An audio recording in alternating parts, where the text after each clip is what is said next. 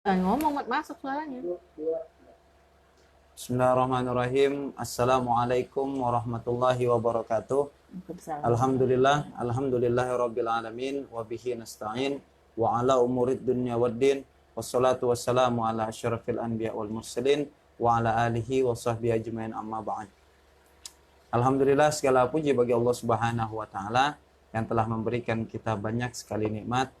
Maka pada siang hari ini kita bisa berkumpul dan bertemu kembali Mitra JC di dalam program yang sudah rutin berjalan beberapa bulan terakhir, program SKS, Knowledge Series. Dan selanjutnya selawat serta salam mari kita Nabi Muhammad SAW. Mitra JC yang dirahmati oleh Allah Subhanahu wa taala, melihat kondisi COVID-19 saat ini banyak sekali pedagang-pedagang atau pengusaha-pengusaha dadakan gitu. Namun apakah kriteria sebagai seorang pengusaha sudah dimiliki oleh para saudara-saudara kita yang saat ini membuka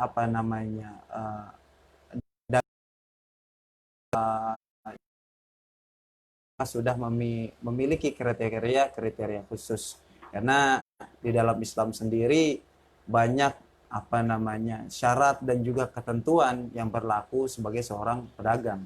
Karena sekali lagi agama Islam adalah agama yang meliputi segala hal, baik meliputi faktor politik, keluarga, ekonomi, perdagangan, semuanya dibahas di dalam agama Islam. Ataukah menjadi seorang pedagang ini tidak memerlukan ilmu terkhusus syarat-syarat yang dijelaskan di dalam Islam ayat, dagang-dagang aja. Nah, kebetulan di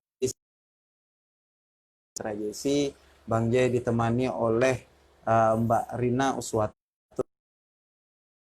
Kasubdif Diklat Jakarta Islamic Center, sekaligus konselor, dan beliau juga adalah manajemen bisnis dari IPB University. Mbak Rina sudah ada di samping saya. Assalamualaikum Waalaikumsalam warahmatullahi wabarakatuh. Sehat, Mbak? Alhamdulillah Bang Jai, terima kasih. Sudah makan siang? Insya Allah saum. Alhamdulillah. Ya, jadi alhamdulillah ini Bang Jai harus minta doa karena beliau sedang saum. Ya, didoakan Mbak Rina, tolong. Insya Allah. Nah, Mbak Rina tadi banyak sekali fenomena di COVID. Nah, pada era COVID-19 saat ini ya, yaitu pengusaha-pengusaha dadakan. Ya, bukan hanya tahu saja yang dadakan, tetapi pengusaha dadakan gitu. Nah, akhirnya timbul pertanyaan dari Mitra JC maupun masyarakat, apakah menjadi seorang pengusaha itu sendiri harus memiliki kriteria ataupun syarat gitu. Kemudian bagaimana sih sebagai seorang pengusaha, ini sebuah penyakit sebenarnya. Entah penyakit atau bukan gitu. Menurut Bang ini sebuah penyakit. Banyak orang yang membuka usaha kemudian yang dia tidak bisa istiqomah setahun atau kemudian sebulan, 2 bulan, 3 bulan gitu Mitra JC. Ya. Nah, mungkin nanti akan dipaparkan oleh Mbak Rina. Namun sebelum itu kita berikan waktu Mbak Rina untuk menyapa Mitra JC terlebih dahulu. Ya, baik, terima kasih Bang Jai. Bismillahirrahmanirrahim. Assalamualaikum warahmatullahi wabarakatuh. Waalaikumsalam warahmatullahi wabarakatuh. Yang saya sayangi ya, Mitra GIC dimanapun Anda berada. Alhamdulillah pada siang hari ini saya bersama Bang Jai bisa menemani kembali di acara Sharing Knowledge Series yang harusnya biasanya kita pagi hari, karena tadi pagi ada acara. Jadi kita bukan tunda ya, artinya kembali kita hadirkan di siang hari untuk bisa memberikan informasi kepada seluruh Mitra GIC, khususnya tentang berbisnis yang baik menurut Islam. Dan tentunya tema yang kita angkat pada siang hari ini adalah Achieve a Successful Business with Islamic Business Ethics, di mana kita sebagai pelaku usaha itu bisa meraih kesuksesan berbisnis melalui etika bisnis Islam. Nah, tadi Bang Jai juga sudah sebutkan bahwa di era pandemi ini banyak sekali pengusaha-pengusaha kita yang akhirnya ikut-ikutan, yang tidak istiqomah, kemudian juga bagaimana sih seharusnya meletakkan etika berbisnis. Yep. Ketika masa seperti sekarang ini, tentunya kita tahu bahwa perekonomian sedang tidak baik kondisinya. Jadi untuk itu, apakah seorang pebisnis harus melakukan segala cara untuk bisa menghasilkan profit? Kemudian apakah Islam mengajarkan hal-hal yang memang harus dilakukan di dalam berbisnis? Dan itu akan kita bahas pada siang hari ini, Bang Jai. Dan untuk itu juga, saya sebagai Kepala Subdivisi Pengkajian dan Pendidikan dan Pelatihan, khususnya divisi saya ini, ingin memberikan materi-materi atau informasi-informasi yang memberikan edukasi kepada seluruh mitra GIC agar nantinya bisa bermanfaat, artinya bisa digunakan, bisa diambil hikmahnya di dalam kehidupan sehari-hari. Karena Jakarta Islamic Center ini kan memiliki visi misi menjadi pusat peradaban Islam, Bang Jai. Jadi bagaimana akhirnya segala tindak tanduk yang kita lakukan ini harus berasaskan dari syariat kita Islam. Nah, ini JIC atau Jakarta Islamic Center mencoba memberikan beberapa solusi-solusi yang sedang dihadapi pada era pandemi ini, khususnya di dalam bisnis area. Jadi kalau kita langsung masuk ke dalam materi, Bang Jai, ini ada tahapan-tahapan yang akan saya berikan pada siang hari ini adalah tentang latar belakangnya, latar belakang kenapa seseorang itu berwirausaha, kemudian bagaimana seharusnya seseorang itu berwirausaha, atau keutamaan apa yang harus dilakukan ketika seorang itu berwirausaha, dan apakah ada kaitannya antara etika dengan bisnis. Dan bagaimana Islam memandang etika dengan bisnis? Di mana? Itu Bang Jai. Nah, kalau kita langsung masuk kepada pembahasan kita yang pertama, bahwasannya kita tahu saat ini jumlah penduduk Indonesia, data dari BPS tahun 2019, itu mencapai 267 juta jiwa. Banyak atau sedikit ya, Bang Jai? Banyak. Banyak. Seperti lagu Bung Roma. 200 juta penduduk Indonesia. Ini 267 juta jiwa, menurut data BPS, hanya 3,1% pengusaha yang ada di Indonesia. Dan itu masih di bawah dari negara-negara tetangga kita, seperti misalnya Malaysia 5%, kemudian China 10%, kemudian Jepang 11%. Malaysia 5%. Ya, kecil. Singapura. Iya, maksudnya dalam bentuk negara kecil, iya 5%. Singapura lebih kecil lagi, itu 11%. Jauh sekali. Nah, beberapa kali Presiden kita memang mencanangkan atau menghimbau kepada warga negara Indonesia, sesungguhnya idealnya jumlah pengusaha di Indonesia itu bisa mencapai 14% pengusaha. Tapi saat ini kan sangat jauh ya, Bang Jai. Nah, ini ada gap di sini, dan itulah yang akan kita bahas pada siang hari ini melalui latar belakang ini, kaitannya dengan etika bisnis, kemudian keutamaan berbisnis, dan baiknya bagaimana sih berwirausaha di era pandemi seperti ini. Kalau kita melihat dari sekian persen jumlah penduduk Indonesia yang menjadi pengusaha, tentunya masih sangat jauh ya mencapai ideal. Kita harus mempelajari beberapa faktor yang bisa mempengaruhi seseorang itu menjadi wirausaha. Dari beberapa literatur yang saya baca, kemudian riset-riset terdahulu, saya rangkum untuk beberapa peneliti, Bang Jai. Yang pertama dari Bahtiar dan Amalia, ini penelitiannya tahun 2012, bahwa faktor yang mempengaruhi seseorang berwirausaha itu ada dua. Yang pertama internal, faktor internal, dan yang kedua adalah faktor eksternal. Internal tentunya dari dalam diri kita, itu seperti umur, jenis kelamin, pendidikan, status perkawinan, etnis, gitu. Kalau dari etnis kita tahu siapa sih etnis yang senang berdagang? Padang, pandai berdagang. Langsung bisa dijawab ya, Bang Jai. Singkatannya sesuai, pandai berdagang. Jadi ini riset yang dilakukan Bahtiar, dan ini sudah sangat familiar dengan kita kan, bahwa etnis memang dari internal mempengaruhi seseorang itu akhirnya menjadi seorang wirausaha. Kemudian ada faktor eksternal dari luar dari jiwanya seseorang itu, yaitu karakteristiknya seperti kondisi perekonomian saat ini, COVID-19.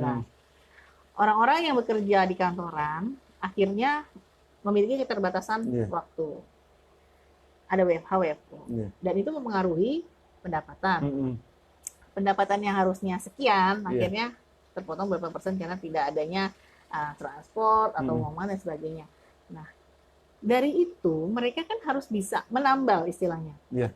Menambal kekurangan dari mana? Nah, yang tadi Bang Jai bilang bahwa saat ini ada pengusaha-pengusaha dadakan atau dalam tanda kutip ikutan. Nah, itu karena adanya motivasi dia untuk bisa mencukupi apa yang kurang tadi. Nah, faktor eksternal akhirnya membawa perubahan pada dirinya, yaitu menjadi seorang pengusaha. Kemudian yang kedua ada juga jumlah pengangguran. Karena kesulitan mencari pekerjaan, apalagi keterbatasan sekarang perusahaan-perusahaan kan sangat selektif memilih karyawannya, akhirnya tidak semua sarjana yang lulus bisa langsung mendapatkan pekerjaan. Dan itu jalan satu-satunya atau solusi lain yang bisa dilakukan adalah menjadi seorang pengusaha, seorang pedagang, seorang wirausaha gitu, atau entrepreneur lah yang sekarang lagi kekinian. Nah, dari keterbatasan lapangan pekerjaan itu dia menjadi seorang pengusaha. Kemudian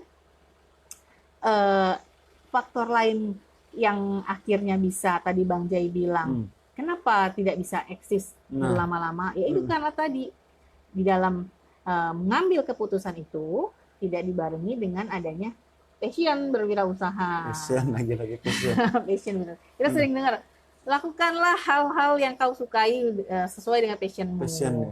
Nah, kenapa kata-kata sering keluar kata passion? Karena passion adalah niat yang terrealisasikan.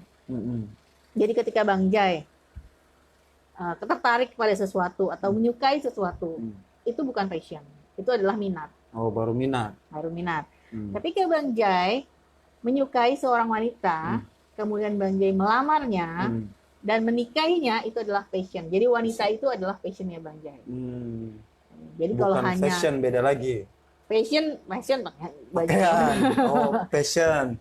ya. Passion. Jadi ketika niat yang terrealisasikan itu atau apa yang dicita-citakan itu tercapai, itulah passionnya Bang Jai.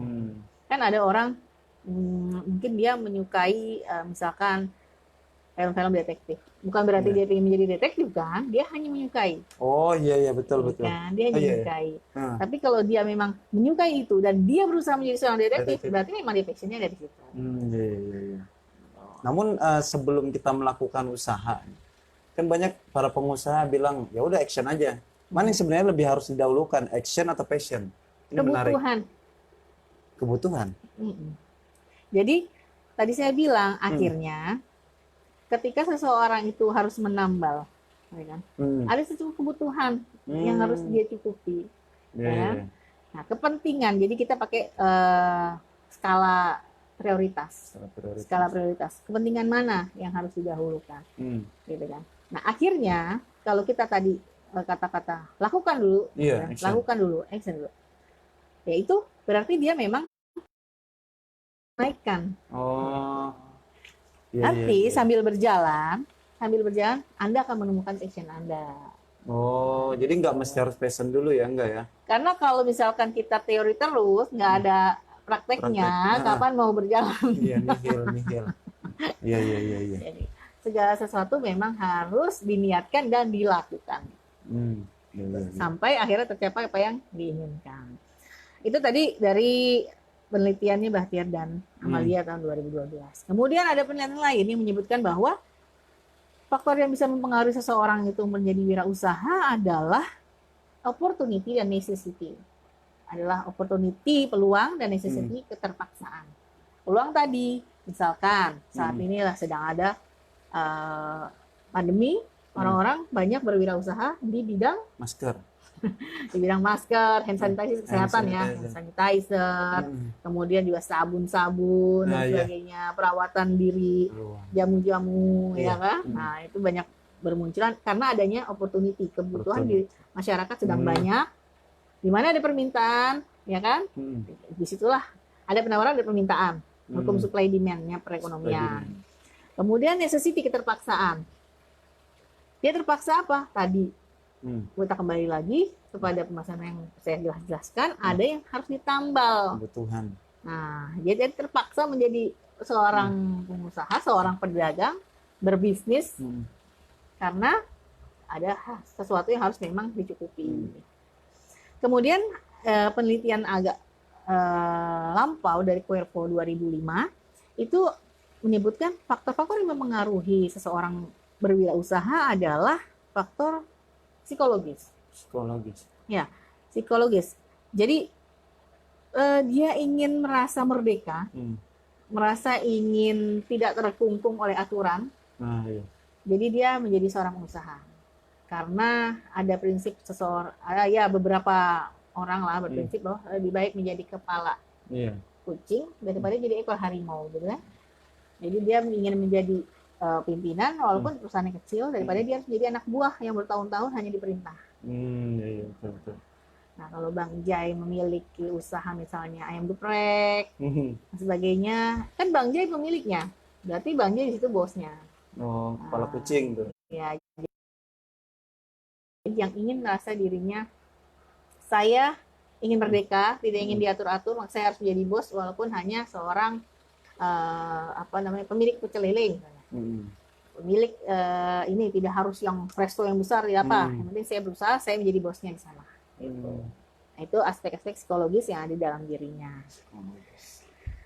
Kemudian dari faktor-faktor itu kita tentunya tahu bahwa seseorang ketika melakukan wirausaha, berbisnis, inginnya sustain, berkelanjutan. Ya jelas. Nah, di tengah persaingan yang saat ini sangat sangat ketat, persaingan yang sangat ketat. Tentu kita harus bisa mencari celah-celah bagaimana kita bisa sustain, bagaimana kita bisa memenangkan persaingan. Nah, cara apa yang bisa dilakukan? Tentunya dengan inovasi. Dengan inovasi. Inovasi itu juga terbagi menjadi beberapa, ada 4. Ada inovasi produk, ada inovasi proses, ada inovasi layanan dan pemasaran. Jadi inovasi, nah, ketika kita bersaing, inovasi apa yang bisa dilakukan? Ya kita lihat di situ mereka belum menjalankan apanya. Apakah produknya sama semua? Berarti Anda harus punya keunikan di produk. Ketika dia pemasarannya sama semua, Anda berarti harus punya konsep pemasaran yang baru. Seperti misalnya, kalau sekarang kan sedang gencar endorse ya. Endorse. Nah, apalagi kan orang nggak keluar rumah, orang senangnya nonton YouTube, main gadget, Instagram, kita sebut merek ya, Facebook dan lain-lain. Nah, akhirnya di sanalah banyak melakukan transaksi-transaksi. Nah, itu bagus menurut saya. Akhirnya banyak juga pengusaha-pengusaha yang tadi dalam kutip dadakan itu kan memang akhirnya berkecimpung di dunia dunia maya, dan itu tidak menutup kemungkinan memang profitnya juga lumayan bagus gitu. Akhirnya makanya tumbuh dan berkembang. Kemudian apa sih yang harus dilakukan ketika berbisnis? Keutamaan apa yang harus dilakukan? Atau apakah yang bisa diupayakan supaya kita bisa menjadi bisnis yang sustain, yang berkelanjutan? Di antaranya bisa melakukan satu pengembangan diri melalui profesionalitas. Nah, kenapa kita harus profesional? Karena setiap profesional ada barang, ada rupa, ada harga. Semakin profesional kita, maka semakin harganya tinggi. Sebut saja misalkan Bang Jai ke dokter. Ke dokter umum dan ke dokter spesialis harganya kan berbeda. Nah, oleh karena itu semakin kita fokus pada satu bidang, makin kita akan dibutuhkan orang lain dan kita merasa itu menjadi pakar atau ahli. Yang namanya pakar atau ahli tentu harganya sudah berbeda. Gitu. Kita tidak memungkiri bahwa itu memang terjadi di masyarakat kita. Sesuatu yang memang sudah expert itu akan dinilai lebih tinggi. Kemudian profesionalitas. Setelah itu kita juga harus mengutamakan adalah pelayanan kepada kepuasan pelanggan. Makanya sekarang banyak sekali pelatihan-pelatihan tentang service excellence, pelayanan prima, kemudian juga bagaimana sih kondisi pasar sehingga kita bisa memuaskan para konsumen kita. Nah, yang pertama profesional, kemudian pelayanan prima atau pelayanan kepada konsumen. Kemudian juga menjalin kerjasama dengan pemerintah. Yeah. Kenapa saya bilang menjalin kerjasama itu merupakan keutamaan dalam berbisnis? Karena kita kalau ingin sustain, tentunya kita harus terus maju kan, ingin membesarkan bisnis kita. Maka yang dilakukan dengan bekerja sama dengan pemerintah, artinya kita akan diberikan kemudahan dalam hal apapun. Bisa jadi perizinan, ya. Kemudian link-link, marketing channel, kemudian juga mungkin fasilitas-fasilitas yang bisa diberikan akan lebih mudah didapatkan oleh seorang wirausaha. Kemudian yang keempat, eksploitasi apa yang kita punya. Di antaranya mungkin SDM, kemudian juga peralatan dan sebagainya yang kita punya itu bisa dieksploitasi lebih tinggi lagi, dan itu bisa mencapai sustainable dalam berwirausaha. Ini adalah konsep keutamaan etika bisnis yang masih umum, yang masih general di masyarakat kita. Nah, lalu kemudian pertanyaannya, apakah ada hubungannya antara etika dan bisnis? Ini seperti yang pernah saya baca sebelumnya, Bang Jai, bahwa ada buku dari Richard de George itu tentang bisnis etik, menyebutkan bahwa perilaku bisnis tidak dibarengi dengan moral. Jadi bisnis is bisnis, ethics is ethics gitu. Jadi tidak ada korelasi. Tidak ada korelasi di dalamnya. Karena bisnis itu memerlukan profit, memerlukan keuntungan, maka dia berjalan dengan alurnya sendiri. Sedangkan etika itu berkaitan dengan moral, dengan pelakunya. Jadi dengan kepribadian manusianya. Jadi bisnis itu terpisah dari manusianya.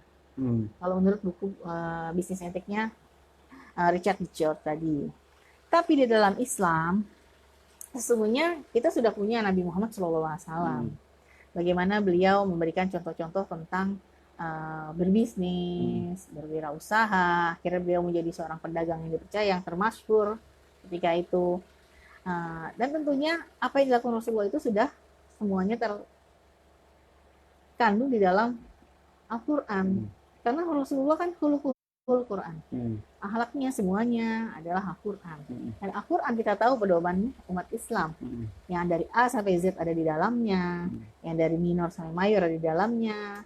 Al-kecil sampai besar ada di dalamnya. Dan kita sangat meyakini itu. Jelas. Nah, ketika Al-Quran sudah menyebutkan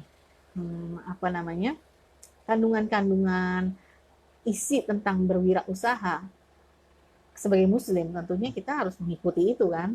Mengikuti itu untuk apa sebenarnya sih? Hikmahnya adalah agar suksesmu itu berkelanjutan. Namun banyak sekali saat ini orang-orang yang tidak bisa memahami itu.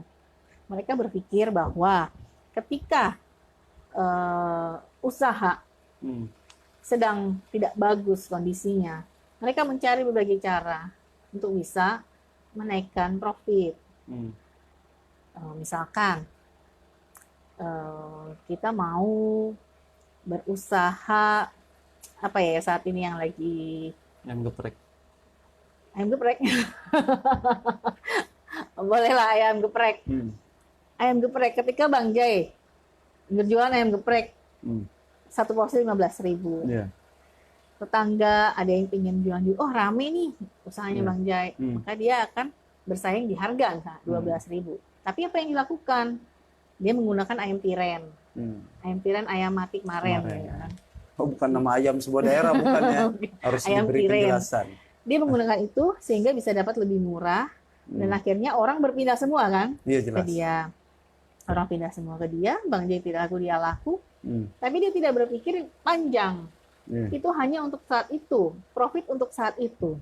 Sedangkan bisnis, intinya kita ingin masyhur, ingin lama, ingin panjang. Janganlah kita nodai dengan hal-hal yang akhirnya merusak itu menjadi menghambat kelangsungan untuk jangka panjang dari bisnis kita. Nah, dalam Islam kita masuk pada etika bisnis Islam. Sungguhnya ada prinsip-prinsip di dalam etika bisnis Islam.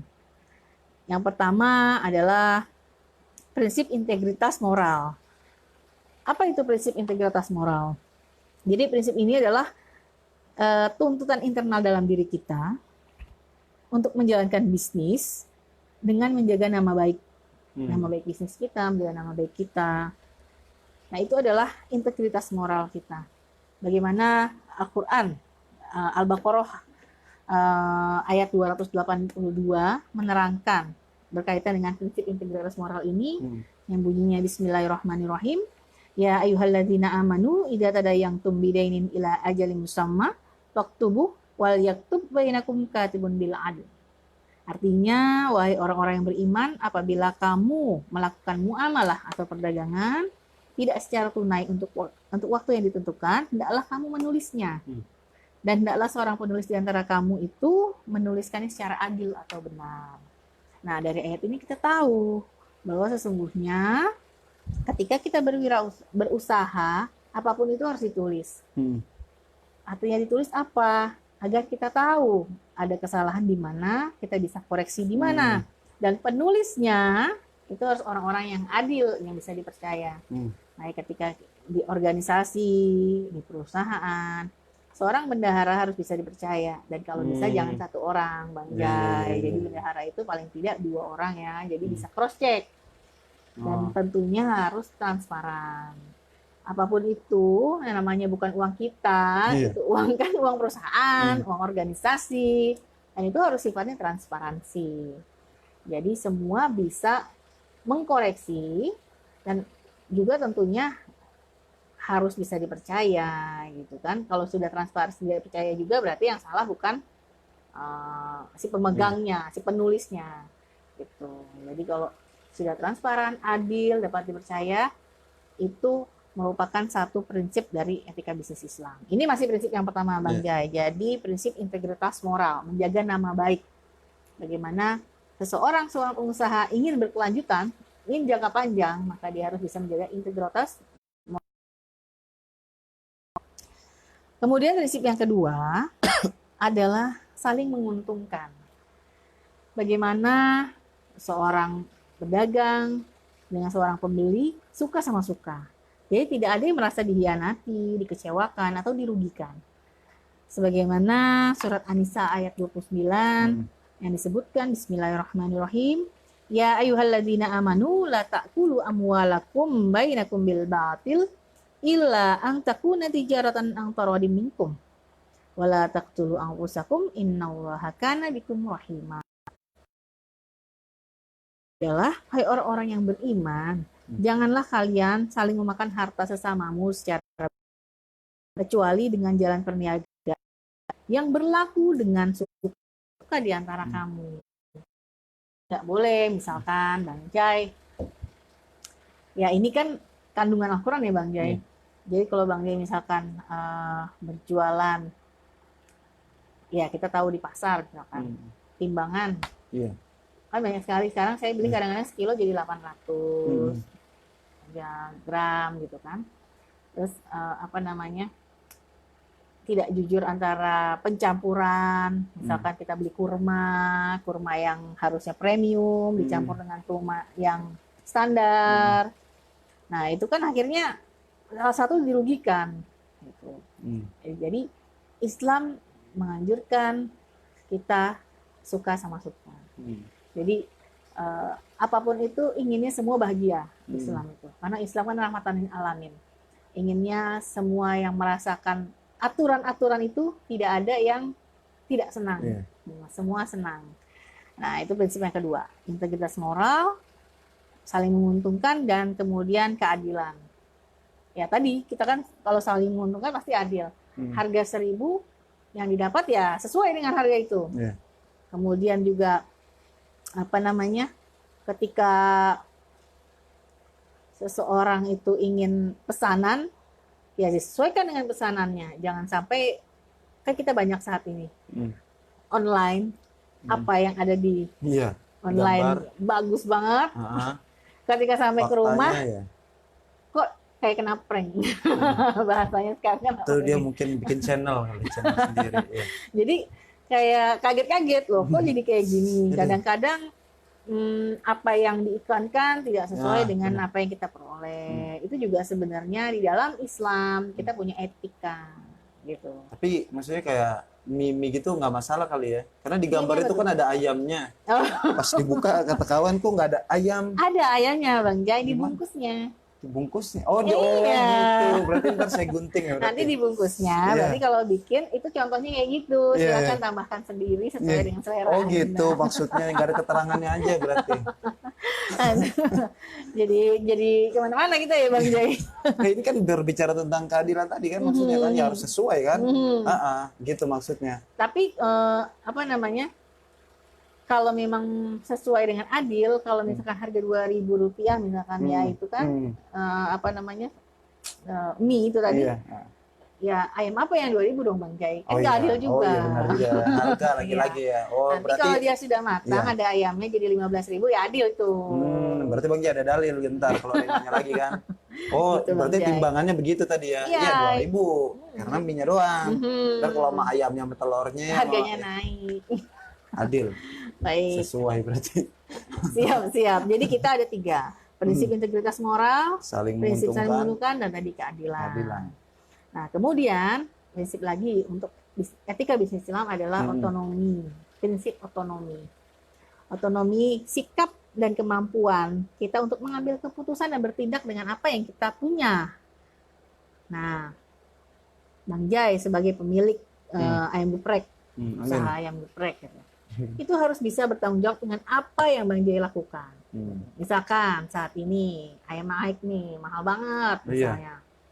Ayam yang tadinya besar, Bang Jai kecilin agar harganya tidak naik kan. Harga jual ke masyarakatnya tidak naik. Nah, ketika pelanggan-pelanggan BJ datang, maka Bang Jai bertanggung jawab untuk mengklarifikasi itu. Gitu. Jadi tidak ada kekecewaan, tidak ada rasa kegundahan di dalam hati ya, di dalam hatinya para pembeli itu. Jadi mereka, oh iya, kalau kadang-kadang konsumen kita jujur, kita kasih pengertian kita ini di awal, mereka senang kok, gitu kan. Oh iya nggak apa-apa Bang Jai, iya paham kok, sekarang memang lagi mahal. Nah, kan gitu. Daripada kita bohong, misalkan kita kecilin, kok kecil sih sekarang ayamnya? Enggak kok, ini sama aja kok. Ini, nah daripada kita harus berdalih gitu, mempertahankan opini kita, mendingan kita kan mengalah dan memang jujur gitu kan, itu akan lebih disukai. Dan memang seluruh apa namanya, apapun yang kita lakukan di usaha kita lah otonominya ada di kita sebagai pengusaha itu. Nah kemudian prinsip yang terakhir adalah kejujuran. Nah ini apa namanya ya, core of the core. Inti dari segala inti. Memang ketika dari apa namanya melakukan awal usaha, tidak hanya usaha berteman, berkeluarga, apapun itu dengan berhubungan dengan orang lain, kita harus jujur. Jangan kan dengan orang lain, dengan hati kita juga kita harus jujur kan. Kan ada pepatah yang mengatakan apa namanya, listen your inner voice. Jadi dengarkanlah suara hatimu gitu kan. Karena suara hati itu kan nggak bohong gitu kan. Kadang-kadang kalau kita, kenapa makanya kita disuruh sholat hajat ketika ada permasalahan, sholat tahajud supaya hati kita tenang dan dia bisa membisikkan sesuatu yang benar gitu kan. Jadi jujur, semua orang pasti hatinya bersih gitu kan. Semua orang pasti hatinya bersih. Karena apa? Kita kan dilahirkan fitrah bersih. Jadi kejujuran itu sebenarnya sudah ada. Dari kita lahir itu dari putih bersih itu sudah ada. Bayi-bayi itu kan jujur semua. Anak-anak kecil kan selalu ngomongnya jujur kan. Kalau orang itu jelek, bilang jelek sama dia. Kalau dia merasakan tidak enak, dia bilang tidak enak. Kalau suasananya lagi nggak nyaman buat dia pasti nangis. Semua itu jujur. Jadi semua itu bersih. Manusia itu diawali dari bersih hatinya. Nah, jadi apa? Orang-orang yang jujur seperti Nabi kita Muhammad ketika beliau berdagang, berwirausaha, berbisnis, lalu diawali dengan kejujuran, akhirnya usahanya bisa panjang dan bermasyhur. Jadi 5 prinsip ini di dalam etika bisnis Islam memang harus dilakukan. Aturan-aturan yang terasa sangat mungkin mengikat, tetapi sesungguhnya ini adalah jalan untuk mencapai kesuksesan. Kesuksesan seorang pebisnis untuk mencapai sustainable, mencapai keberlangsungan usaha untuk jangka panjang. Jadi tadi ada prinsip integritas moral, saling menguntungkan, keadilan, otonomi, kemudian juga kejujuran. Seperti itu Bang Jai. Jadi menurut saya para pelaku usaha ataupun siapapun yang melakukan usaha, jika dia bisa belajar tentang etika bisnis Islam, saya yakin usahanya akan langgeng. Mungkin demikian dulu dari saya, Bang Jai. Mbak Rina, sudah ada 3 pertanyaan yang masuk. Yang pertama dari Rifai dari Mampang. Ya. Apa saja yang dibutuhkan agar kita bisa bekerja sama dengan pemerintah dengan baik? Yang tadi dibahas di awal, bahwasanya salah satu poinnya adalah bekerja sama dengan pemerintah. Karena menurut beliau banyak sekali saat ini pedagang-pedagang yang minim kepercayaan terhadap pemerintah, gitu. Yang akhirnya ya mereka berdiri sendiri, gitu. Oke. Baik, terima kasih Pak Rifai dari Mampang. Jadi bagaimana supaya meningkatkan kepercayaan terhadap pemerintah? Iya pasti. Kalau menurut saya pribadi, gitu, pengusaha-pengusaha yang ingin maju, yang ingin sukses, yang ingin panjang, dia harus bisa bersinergi dengan pemerintah. Begitu juga dengan pemerintah, jika ingin dipercaya oleh masyarakatnya, maka dia juga harus bisa bersinergi dengan baik dengan masyarakat. Ini berarti kan saling ya, ikatannya saling, gitu kan. Jadi bukan yang satu berharap yang satu tidak, tapi saling mengisi. Nah, di sini saya lihat ada gap itu adalah kurangnya sosialisasi dan komunikasi, di mana banyak sekali informasi-informasi yang akhirnya tidak sampai kepada lini terbawah dari unsur masyarakat, gitu kan. Jadi mungkin ada kebijakan, ada aturan yang turun dari pemerintah dan itu bagus, tidak sampai informasinya ke bawah. Nah, ada ada gap inilah yang akhirnya membuat kesalahpahaman miskomunikasi. Artinya harus ditambah lagi dari pemerintah sendiri, agen-agen ataupun solusi cara untuk bisa mensosialisasikan program-program yang sangat bagus itu kepada masyarakat yang ada di bawah. Caranya ya mungkin dengan informasi melalui RT-RT, rumah tangga, rukun tangga, RT-RT, RW-RW. Tapi menurut saya dari RT itu lebih bagus. Karena apa? Karena setiap masyarakat pasti berkumpulnya kan hari-harinya dengan tetangga-tetangga, namanya rukun tetangga. Dari situ ibu RT-nya melalui arisan RT, melalui majelis taklim RT, dia bisa memberikan ada informasi demikian dari pemerintah, gitu kan. Dan memang lebih baik lagi jika agen ataupun yang memberitahukan itu lengkap, komprehensif.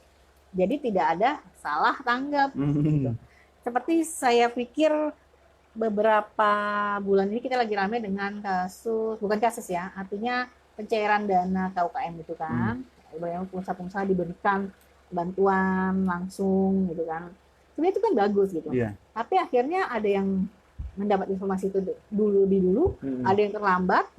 Akhirnya ada yang saling berebutan. Dan itu membuat kekacauan sendiri gitu kan. Nah, menurut saya bisa langsung diambil alih oleh RT-RT setempat. Gitu. Nah, kemudian juga sinergi yang bisa dilakukan adalah ya mungkin di lokasi-lokasi pemerintahan seperti misal kantor RW ya atau kantor kelurahan itu bisa lah dipasang mending yang besar. Itu tentang himbauan adanya kebijakan baru yang menguntungkan masyarakat. Seperti kemarin saya dapat informasi bahwa ada 7 tahapan di Sudin KUKM itu tentang kemudahan pengurusan izin usaha. Kemudian juga beliau melakukan pelatihan untuk wirausaha baru, startup baru, sampai dia didampingi sampai bisa terjun ke lapangan, artinya sampai bisa jadi pengusahanya gitu loh Bang ya. Kemudian juga ada bantuan tadi subsidi, kemudian juga kemudahan sampai mengurus label halalnya. Nah itu ada tahapan-tahapannya. Jika kita sering berkomunikasi gitu kan, kita sering sowan-sowan lah gitu kan. Mungkin informasi itu bisa didapat sampai ke lini paling bawah seperti itu. Dan itu juga harus ada agen-agen yang sampai ke bawah. Seperti itu Bang Cai. Oke. Nah, jadi itu tadi jawaban yang diberikan oleh Mbak Rina untuk Mas Rifai yang ada di Mampang. Selanjutnya pertanyaan kedua Mbak Rina dari Lisa di Bogor. Nah, ini bukan Lisa Blackpink. Jadi ini pertanyaan cukup menarik gitu. Kenapa kita harus menjadi pengusaha gitu dibanding untuk menjadi karyawan? Kemudian apa sih keuntungannya menjadi seorang pengusaha dibanding menjadi seorang karyawan? Menarik. Mbak Lisa di Bogor. Life is choice gitu kan. Hidup itu adalah sebuah pilihan. Itu pilihan Anda. Saya tidak mengharuskan Anda harus menjadi pengusaha, tidak. Tapi 7 pintu rezeki itu kan dibuka ketika kita, itu kan antara itu hadis atau itu saya lupa hadis ya. 7 pintu rezeki itu dibuka dari perniagaan. Jadi kenapa kita tidak bisa mengambil dari salah satu pintu itu? Gitu kan. Menarik. Gitu.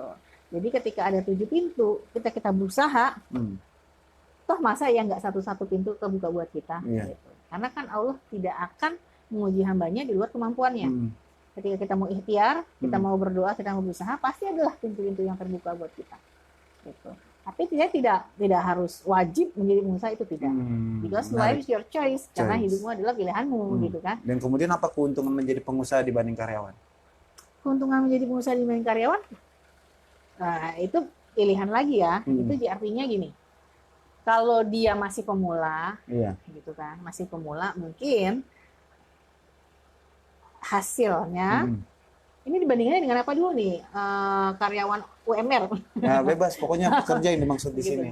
Kalau pengusaha itu sudah berhasil, tentu berkali-kali lipat, ya kan, perolehan kita dibandingkan dengan orang karyawan ya di kantoran. Tapi kalau masih startup, memang ujiannya ada di awal. Ujiannya ada di awal. Yang dibutuhkan mungkin. Ujiannya ada di awal. Ketika kita sudah bisa melewati ujian itu, kita tinggal menikmati hasilnya. Gitu. Jadi mental seorang entrepreneur itu memang harus lebih kuat dari seorang karyawan. Ketika mental Anda penuh dengan challenge, penuh dengan tantangan, silakan gitu. Karena manisnya akan ada kok. Manisnya itu pasti ada. Seorang usaha itu pasti, karena hasil tidak akan pernah mengkhianati usaha. Kalau dia suka mengkhianati. Iya. Untung dia nggak nanya sama Bang Jay gitu, mana yang lebih baik antara karyawan sama pengusaha? Dua-duanya baik, selama itu halal. Iya, yang selama yang nggak baik yang pengangguran, saya bilang gitu. Semuanya baik. Bekerja semua kan masalahnya ya. Semuanya karyawan baik. Kerja, pengusaha kerja, nganggur ini nggak kerja. Semuanya baik. Kayak orang ditanya tentang baik naik sepeda atau baik naik motor gitu kan. Tergantung kan, dua-duanya baik yang nggak baik. Kalau misalnya dia mau berangkat kerja, baik naik sepeda, naik motor gitu kan. Yang nggak baik itu kalau dia tidak berangkat kerja. Menarik. Ya kan? Itu yang saya maksud. Kalau dia di rumah aja itu nggak yang baik. Kalau saya tadi kesini lagi. Bagus. Besok saya libur. Kemudian selanjutnya ya itu tadi untuk Mbak Lisa ya di Bogor. Jadi Mbak Lisa jangan patah semangat, intinya dua-duanya baik. Nah, kalau misalnya Mbak Lisa saat ini masih menjadi seorang karyawan, boleh Mbak yang mungkin sambil diiringi ya, buka usaha kecilan kali ya, mungkin ya. Sekarang belajar kali ya. Saya kembalikan lagi kepada kebutuhan Andanya. Karena menjadi seorang wirausaha, pengusaha yang sukses itu modalnya memang satu adalah jujur dan yang kedua adalah fokus. Keren uang tadi Mbak. Tidak semua wirausaha itu dilandasi dari uang. Karena ketika dia bagus link atau networkingnya bagus, jaringannya bagus, kadang-kadang kita dimodalin tuh sama orang. Gitu. Jadi nggak ada, makanya saya bilang dari seorang pengusaha itu ada 7 pintu rezeki yang terbuka buat Anda, dan itu bisa jadi tidak harus dengan modal sendiri. Menarik. Gitu. Jadi kalau Anda seling silaturahim, ya mungkin kawannya Abu Rizal Bakri atau kawannya pengusaha siapa. Pak Rahmat, ada kawannya Pak Rahmat. Betul. kawannya, kerupuk. pengusaha kerupuk itu Iya. bisa kan? Iya. Saya mau belajar dong, gitu. Mm-mm. Nanti setelah belajar gimana sih cara awalnya? Oke, Iya. nanti paling saya bantu dulu. Nanti setelah Anda berhasil bisa kembalikan modal. Iya, Kan benar. begitu.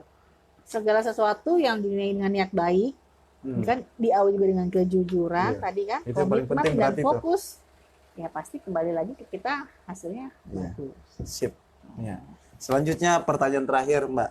Dari Suci dari Bima. Nah, ini daerah Bima ya? timur. Iya, daerah Bima. timur. NTB. Cukup jauh. Iya. Dampak paling kecil dan dampak paling besar ketika seseorang meninggalkan etika bisnis. Yang paling kecilnya apa dan yang paling besarnya apa ya? Etika bisnis Iya. Islam. Ditinggalkan. Nah, Ya, ditinggalkan. etika bisnis. Karena kan kita tema hari ini kan tentang Yap. etika bisnis. Yap. Apa dulu yang mau ini paling kecil dulu? Iya, dampak paling kecil ya ketika Dampak paling seseorang kecil. meninggalkan etika bisnis yang tadi sudah kita bahas. Dan dampak paling besarnya apa sih gitu? Oke. Dampak. Ah, Dampak dalam sisi negatif atau positif? Tapi saya ini aja langsung ke yang paling kecil. Iya. Dampak yang paling kecil Hmm. ketika meninggalkan Yap. etika bisnis. Saya pikir tidak berlangsung, dia tidak akan bisa berlangsung lama. Oke. Saya. Nah, Jadi dampak paling kecil ketika dia meninggalkan meninggalkan. etika bisnis. Dia berarti tidak pakai etika bisnis kan? Tidak. Dia tidak akan bisa berlangsung lama. Satu, Hmm. dia tidak dipercaya lagi. Yap. Yang kedua, dampak terbesar ketika dia menggunakan, bukan meninggalkan loh ya. Oh. Ketika dia menggunakan prinsip etika bisnis adalah dia bisa menjadi pengusaha yang sukses. Oke. Pertanyaan seperti itu berarti. Nah, jadi jawaban saya tidak dampak yang Paling mempengaruhi kecil besar, dan tapi bukan. Ketika dia melakukan etika bisnis, berbisnisnya, Iya. maka dia bisa menjadi pengusaha yang sukses. Tetapi ketika dia meninggalkan sedikit saja dari etika bisnis, maka dia tidak bisa mencapai sustainable atau keberlangsungan usaha. Menarik. Iya, jadi itu jawabannya untuk Mbak Suci yang ada di Bima gitu. Jadi harusnya dampak terbesar ketika dia menggunakan etika bisnis gitu ya. Itu akan berkepanjangan usahanya, bisnisnya, dan kemudian akan dikenal banyak orang. Banyaklah hal-hal yang bisa didapat gitu. Nah, mungkin 3 pertanyaan ini sekaligus menutup perjumpaan kita Mitra JC di siang hari ini, dan mungkin terakhir ada closing statement untuk para pengusaha maupun Mitra JC yang saat ini ada di rumah. Baik, terima kasih Bang Jai. Untuk Mitra JC dimanapun Anda berada, dari tema pada siang hari ini, meraih kesuksesan melalui etika bisnis Islam. Jadi tentunya tidak ada yang sia-sia. Ketika kita melakukan segala sesuatunya berlandaskan apa yang sudah diajarkan oleh Al-Quran dan hadis yang sudah dicontohkan oleh Nabi kita Muhammad SAW. Jadi karena tadi disebutkan Bang Jai adalah Islam rahmatan lil alamin, bahwasannya ketika berbisnis menggunakan etika bisnis Islam, bisnis-bisnis yang berlandaskan prinsip-prinsip Islam terkait dengan moral, etika, itu akan lebih memudahkan kita mencapai tujuan usaha kita. Dan itu tujuan usaha kita apa sih? Tidak lain dan tidak bukan adalah kesuksesan. Kesuksesan di dalam menjalani bisnis. Kesuksesan itu dengan apa? Ditandai dengan tingginya profit yang kita terima atau kenyamanan dalam berbisnis. Jadi tidak hanya melulu soal uang, tapi ketika Anda nyaman, ketika Anda bisa melangsungkan bisnis Anda secara kontinu dari tahun ke tahun dan berlangsung lama, itu merupakan kebahagiaan, kesuksesan buat para pebisnis. Seperti itu Bang Jai. Ya, tadi itu closing statement yang disampaikan oleh Mbak Rina. Ya, terima kasih banyak Mbak Rina di siang hari ini. Ya, sudah berbagi pengetahuan. Ya, ini sharing knowledge series. Ya, sudah berbagi banyak pengetahuan khususnya bagi Bang Jai pribadi yang mungkin nanti dengan bekal ini bisalah ya menjadi seorang pengusaha gitu. Insyaallah, amin. Amin. Doain dong. Amin. Iya. Ya, jadi Mitra JC, semoga dengan yang sudah disampaikan tadi bisa menjadi manfaat khususnya bagi diri saya pribadi. Terima kasih banyak atas segala perhatiannya. Insya Allah kita akan kembali lagi bertemu hari Senin depan ya Mbak Rina, insya Allah. Insya Allah. Pada seri-seri berikutnya. Kami mohon pamit dari Ruang Dengar Mitra JC. Syukron kasiron ala ihtimamikum. Wassalamualaikum warahmatullahi wabarakatuh.